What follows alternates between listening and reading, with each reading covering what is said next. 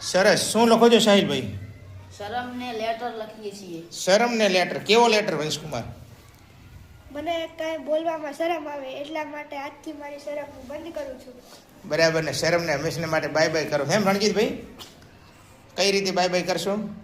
Letter લખીને bye bye કરશો શરમ. બરાબર. ગાયત્રીબેન આટલા દિવસ શરમાતા હતા ભણવામાં, કંઈક પ્રવૃત્તિ કરવામાં, હવે શરમાશો? નહીં. હવે શરમાશો નહીં. બરાબર. તો શરમને ટાટા બાય બાય કરવી છે. ગુડ. સરસ. તો શરમનો હવે કરી દીધો કુચ્ચો, અને એ શરમને આપણે 1 by 1 ક્યાં ભદ્રાવશું? બરાબર ને? ચાલો ડસ્ટબિનમાં ટાટા બાય બાય કરો શરમને. કે ભાઈ શરમબેન, શરમભાઈ, હવે મહેરબાની કરીને વચ્ચે આવતા નહીં.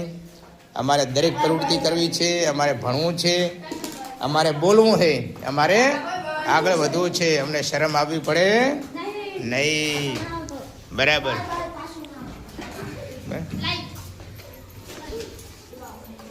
સરસ.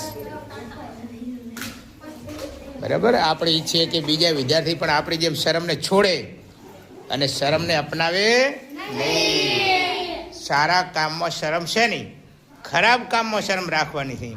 જે કામ સારું છે આપણા માટે અને દેશ દુનિયા માટે એમાં શરમ હોય નહીં.